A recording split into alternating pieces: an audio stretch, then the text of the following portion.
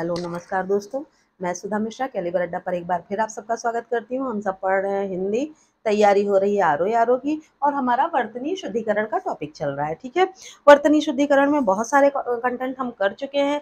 इस समय हमारा टॉपिक चल रहा है शा, श और शा संबंधी व सा संबंधी जो अशुद्धियाँ हैं वो किस तरह से आती हैं और हम उसमें किस तरह से हमें कन्फ्यूजन क्रिएट होती है और हम गलतियाँ कर बैठते हैं। ठीक है, तो कुछ ये अशुद्ध शब्द हैं, उनको शुद्ध किस तरह से लिखा जाएगा वो हम यहाँ डिस्कस करेंगे। इसके बाद ये जो श, श और सा वाली अशुद्धियाँ होती हैं, इनके क्या नियम हैं जिनको हम जान लें तो ये अशुद्धियाँ हमसे नहीं होंगी, उसके बारे में डिस्कस करेंगे। ठीक है, तो पहला हमारा अशुद्ध शब्द है दुशासन। तो दुशासन सही ना होके दुशासन सही होता है। या प्रशंसा, प्रशंसा गलत होता है, प्रशंसा सही है, प्रसाद गलत है, प्रसाद सही है, कष्ट गलत है, ये कष्ट सही है, सुषमा गलत है, सुषमा सही है, अमावस्या गलत है और अमावस्या सही है। ठीक है, इसी तरह नमस्कार बिल्कुल गलत है, ज़्यादातर हम यही उच्चारण करते हैं और इसी वजह से हमसे लिखने और पहचानने में भी गलती हो जाती है। सही शब्द है नमस्कार। ऐसे ही पुरस्कार गलत है, पुरस्कार सही है। विशेषण गलत है, ये विशेषण सही है। इसी तरह सुषमा गलत है, सुषमा 2 बार मैंने लिख दिया है, ये सुषमा सही है। मूषक गलत होता है, ये मूषक सही होता है। ज़्यादातर हम ये शा और ये शा बोलने में गलतियां कर देते हैं। जब इनसे हमें उच्चारण की गलतियां होती हैं तो उसी उच्चारण के आधार पर भी ही हमें लिखने की गलतियां हो जाती हैं।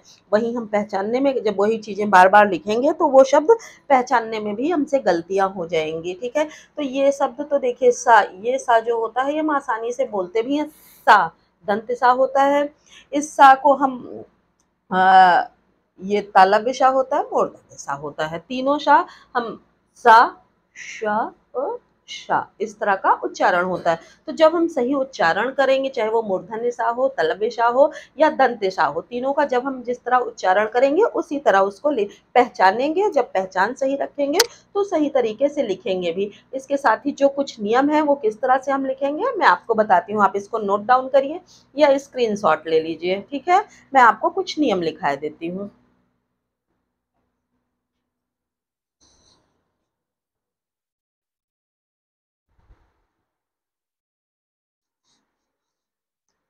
शा, शा में अब जो नियम हमारे हैं वो हम थोड़ा सा देखेंगे। जैसे पहला नियम हम क्या पढ़ने जा रहे हैं, शा शा सा। जैसे मैंने पहले आपको बताया था, फिर बता रही हूँ कि जो ये तीनों हैं, ये तीनों अलग अलग अक्षर होते हैं, शा, श और सा। इन तीनों में डिफरेंस क्या है, इन तीनों का उच्चारण अलग अलग है। ठीक है, कहते आमतौर पर हम तीनों को शाही है या सा, नहीं समझ पाते हैं उच्चारण में जब हमसे गलतियां होती हैं तो तीनों को शा मान बैठते हैं या सा मान बैठते हैं। तो वही उच्चारण में जब हम गलत बोलते हैं, जब हम गलत बोलते हैं तो गलत लिखते हैं, गलत उनको पहचानते हैं। तो वही कहा गया है कि वो तीनों भिन्न भिन्न अक्षर हैं, तीनों के उच्चारण की प्रक्रिया भी अलग अलग है। लेकिन हमसे जब इसमें उच्चारण में दोष आ जाता है, हम अच्छे से उच्चारण नहीं कर पाते हैं, तो ही हमसे ये गलतियां हो जाती हैं।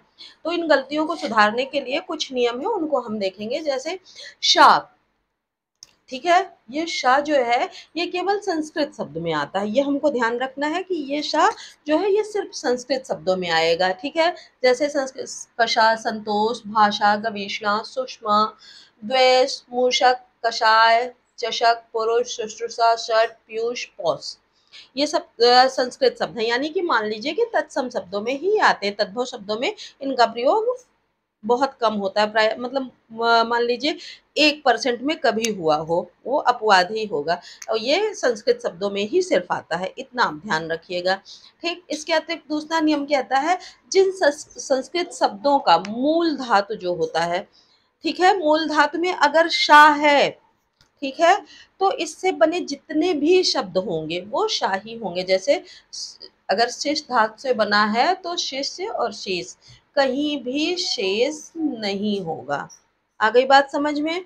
इसी तरह अगला नियम हमारा बताता है कि संधि करते हैं जब हम किसी शब्द, अगर आप नहीं पहचान पा रहे हैं कौन सा सही है तो संधि करके देख लीजिए, उसमें संधि विच्छेद करके देख लिए।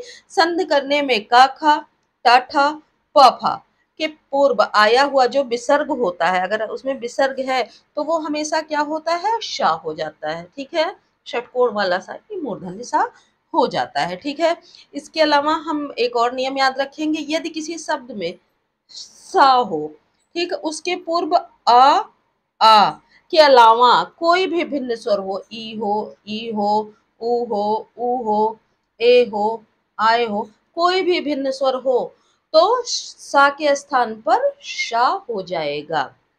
ओके, ठीक इसी तरह अगर हम टवर्ग की बात करें, टवर्ग यानी कि टा, ठा, ड, ढ और अणा, टवर्ग जो हमारा है, टवर्ग के पूर्व केवल ये इनमें से कोई अक्षर है तो उससे पहले सिर्फ क्या आएगा, शा आएगा। ठीक है, तो ये बात हमको ध्यान रखनी है, टवर्ग में कोई भी उसके पूर्व अगर कोई अक्षर है तो वो शाही होगा। शा यानी कि षटकोण वाला सा, यानी मूर्धन्य सा ही होगा।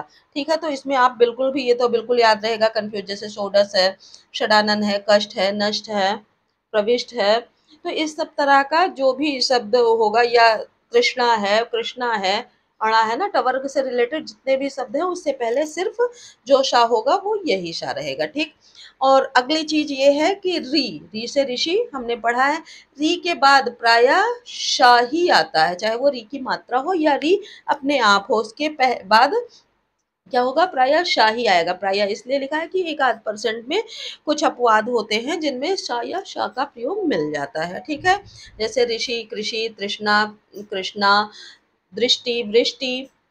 ठीक है, इस सब तरह के शब्द जो है उसमें हम देखते हैं कि री वाले जो शब्द है या मात्राएं हैं उससे पहले शा ही आएगा। ठीक, अगला नियम हम बताते हैं कि संस्कृत शब्दों में प्रायः चा छा के पूर्व शा ही आता है। ठीक, निश्चल, निश्चल, निश्चित, कश्चित, इस सब तरह के शब्द देखिए, चा छा से के पूर्व क्या आएगा, हमेशा शा आएगा, तालव्य शा। ठीक है, या संयम वाला सा आप ध्यान रखेंगे। इन नियमों को नोट जरूर करिए क्योंकि ये नियम आपको बहुत सहायता करेंगे शा शा और सा वाली जो अशुद्धियां होती हैं उनके निस्तारण में, आप आसानी से पहचान जाएंगे। ठीक है, इनको नोट करिए या स्क्रीनशॉट लीजिए। अभी और नियम है वो मैं आपको लिखाती हूँ और समझाती हूँ। ठीक है, कहीं कोई डाउट आ रहा है आप कमेंट सेक्शन में जरूर डालिए।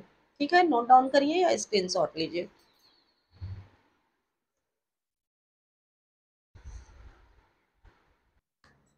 देखिए हमारा अगला नियम क्या है, जहाँ श तथा सा एक साथ होगा, देखिए बहुत जरूरी नियम है, ध्यान दीजिए, श और सा दोनों एक साथ होगा, वहां पर श सदैव सा के पूर्व यानी कि पहले आएगा। जैसे शा शब्द, देखिए श और सा साथ में है तो श पहले आ गया। अगर हम लिखते हैं शासक तो ये गलत होगा। ठीक है, दुशासन, प्रशंसा, शासन, नृशंस, ये सब क्या है, शा, ये जो शा है सा के पहले आएगा। ठीक है, सा यानी कि दंत सा, तालव्य सा जो है दंत सा के पहले आएगा, बिल्कुल ध्यान रखिएगा। इसी तरह अगर शा और श एक साथ है तो भी शा, तालव्य शा पहले आएगा मूर्धन्य शा के।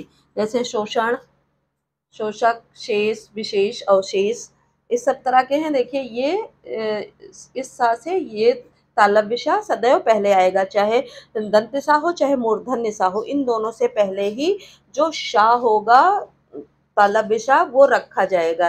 तो ये वर्तनी आप बिल्कुल दिमाग में बैठा लीजिए कि अगर ये दोनों शा हैं तो ये शा पहले आएगा, या इन दोनों में भी यही शा पहले आएगा, तालव्य शा सदैव पहले आएगा, बिल्कुल ध्यान रख लीजिएगा। ठीक है, अगला हम देखते हैं उपसर्ग में नी या वी आने पर मूल शब्द पूर्ववत बना रहता है। ठीक है, जैसे निसंशय है या विस्तृत है, विस्तार है, इन दोनों के नी या वी आने पे जो पहला शब्द होता है उसमें सा में कोई बदलाव नहीं आता है। ठीक है, वो पहले की ही तरह बना रहता है।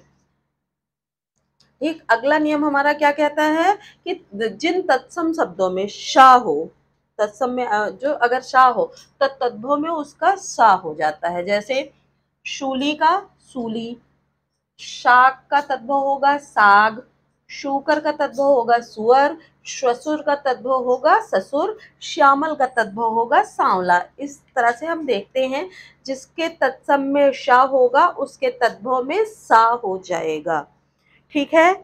इसके अलावा एक और देख लीजिए, कभी कभी सा के स्थान पर सा यानी कि आधा सा के स्थान पर सा लिखकर, और कभी कभी शब्दों के आरंभ में सा के स्थान पर किसी अक्षर का मेल होने पर क्या हो जाता है, अशुद्धियां अक्सर हमसे हो जाती हैं। जैसे स्त्री है या स्कूल है, आधा सा है ना, तो हम कई बार स्कूल लिख देते हैं, ये गलती हो जाती है। या बोलने उच्चारण के आधार पर स्कूल लिख देते हैं कुछ बच्चे, तो इसमें गलतियां अशुद्धियां आ जाती हैं। तो इसलिए ध्यान रखना, स्त्री स्त्री ये दो अलग चीजें हैं। स्नान ऐसे लिखा जाता है, यह स्नान गलत है। या परस्पर, ये परस्पर सही है, ये परस्पर गलत है। ये अशुद्धियां आ जाती हैं हमें उच्चारण की वजह से। ठीक है। कुछ शब्दों के रूप वैकल्पिक होते हैं। वैकल्पिक यानी दो रूप उसके सही माने जाते हैं। पहले भी आपको रा से रिलेटेड कुछ ऐसी चीजें बताई हैं, ऐसे ही सा से रिलेटेड कुछ ऐसे चीजें हैं जो वैकल्पिक होते हैं। जैसे कोश, ये भी सही माना जाता है, कोश ये भी सही माना जाता है। कौशल्या ये भी सही माना जाता है, कौशल्या ये भी सही माना जाता है।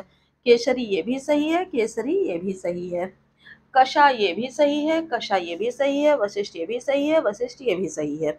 इसी तरह ये सारी चीज़ें जो हैं, ये दोनों ही आमतौर पर सही मानी जाती हैं। खास तौर से तो कभी ये दोनों वैकल्पिक रूप में आते नहीं हैं, आते भी हैं तो जैसे कोश ये सही माना जाएगा, कौशल्या ये सही माना जाएगा। कौशल्या तो मोस्टली आ ही नहीं सकता, क्योंकि ये दोनों कौशल्या 50-50 के रेशियो में चलता है, सही माना जाता है। इसी तरह केसरी भी दोनों ही चलते हैं। कषा, कषा में ये हो सकता है कि ये कषा और ये वशिष्ठ सही मान लिया जाए। ठीक है। तो इस तरह से पर ऐसे चांसेस बहुत कम है, 0.1 के चांसेस है, नहीं ये दोनों ही विकल्प सही माने जाते हैं। ठीक है। तो ये हो गए कुछ नियम सा शा और शा रिलेटेड।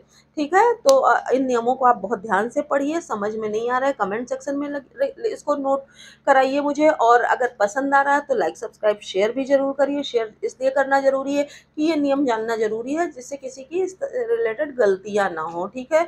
गलतियाँ नहीं करेंगे तो हमारी अशुद्धियाँ कम होंगी, हम नंबर अच्छे पाएंगे और सिलेक्शन जल्दी होगा। ठीक है। तो आप इनको नोट डाउन करिए, नियम को पढ़िए, नोट्स बनाते रहिए। मिलते हैं नेक्स्ट वीडियो में और सारे नए कंटेंट के साथ। तब तक के लिए धन्यवाद।